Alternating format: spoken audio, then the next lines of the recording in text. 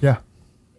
That's a strange question. Yeah. Well, I mean, to kind of follow up though, I mean, do you feel like he's healthy enough to run a good offense? Oh, yeah. Yeah, I do. Why has the offense not been good? We just got to do a better job finding rhythm early. You know, there's a lot of things you can point to. We were 0-5 on third down in this game. Our first, second down efficiency was really good to start the game. It's just when you're 0-5 on third down in the first half, you're not taking any pressure off the defense. It was 3-3, halfway through the second quarter. And we got to do something offensively by converting those third downs and turn them into points to where take the pressure off the defense. So the other team can't run the ball as much as they do. And so that's really the easiest starting point for us. You feel like the defense has been on the field probably too much? Yeah, when you're 0-5 third down, that's your defense going to be on the field because you're not extending drives the way we need to. What kind of makes you think it can look dramatically different with Joe still battling the same stuff next week? It is what it is, and I think every week's going to continue to improve that way. Again, we've just got to be better on the things that we can control. You'd love on that first possession if we could have turned that into 7 points. Maybe the start of the game's different. We had a great drive, great efficiency. Really felt good about the second drive too. Again, they got us on a 3rd and 7 call. Fell off into the throwing window and got a sack. Zeroed us on the third drive on a third down. Good call by them.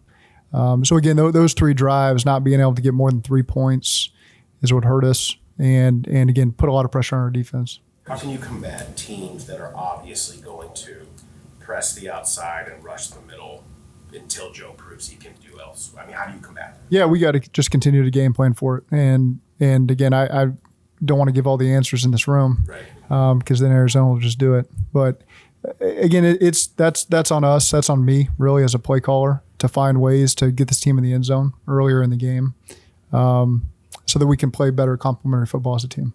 After having time to look at tape on defense, what was wrong with the tackling yesterday? Well, just the tackling in general. I mean, just getting them down. There was 3 penalties on third downs that extended drives. And, that's going to lead to the defense being on the field longer and guys getting worn down and missing. When you're playing Derrick Henry, that's what they're counting on. And so we let them play the style of ball that they play best. That's a credit to them. They dictated how the game was played, and we let them dictate that. And so, again, by not converting third downs on offense, by getting 3 penalties on third down on defense, you gave them more snaps, and that allows Derrick Henry to start to build up some steam. And that's what you see on the tape when you're playing against a guy like that is missed tackles because he's a load.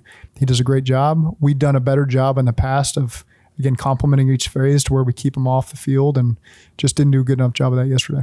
With tackling, is it more of a technique or a mentality? No, our mentality's always been there. I know Cam's probably in concussion protocol, but it looked like he's dealing with a shoulder too. Are there 2 issues going on with that? Well, I think he came back initially for that, and then it's the head. So he's going through the protocol right now with the head injury. Kind of every week this year talking about some sort of penalties or tackling or kind of self-inflicted mistakes. When you look back at camp and the way the season started, or the things you could have done to prevent self-inflicted mistakes? Well, the penalties, it's interesting because they've been something different each game. One game was false starts.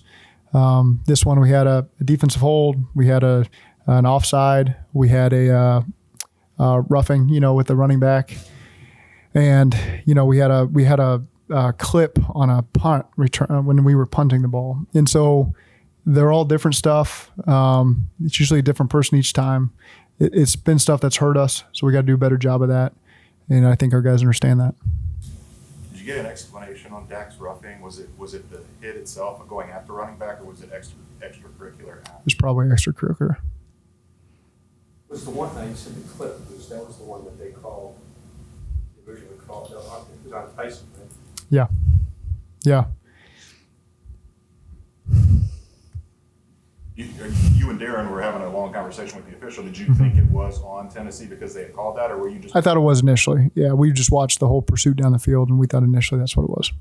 How drastic are some of the conversations you guys have on a day like today about how differently things could need to be offensively to change things? I mean, how deep into that do you go? Dramatic changes. Yeah, that's really every Monday and Tuesday for us, whether we've won or lost. And the biggest things we can do as a team right now is learn from these last 4 games, the things we can learn from. Just focus on tomorrow. Our players rehabbing and watching a little bit of tape. We got to put together the best plan we've had so far. and do everything we can for this to be our best performance against Arizona to get back on track. And that's really all we can control. We don't look down the road. We learn from the things that are behind us. I think our team has done a great job embracing that mentality. And that's what we expect this week is just let's have a great week of work. Let's put together a great plan for our players to be able to execute and go on the road and get a big win. With the offense being more exact, have you kind of added to Jamar's responsibilities? It seems like he's doing some different things. I feel like, he's moved around a lot this year. We've tried to find a lot of ways to target him. That's something you want to do with your best players. So a lot of our guys have kind of fallen in that category. Again, we got to be better on third down. We've now had 2 games now. One, we were 2 of 15, I think, against Cleveland, and 0-5 in the first. We didn't get a third down in the third quarter in this game because we just had the turnover on the possession. But it's as simple as that. So then everything else gets magnified when in reality, if we can just extend these drives, then we get a chance to get into better rhythm and all the things you really talk about with our defense, we get a chance to do the other team's defense, wear them down and allow some missed tackles and find a rhythm and get softer coverage. And so a lot of the things, it's really very simple when you boil it down to where this thing went wrong in the second quarter.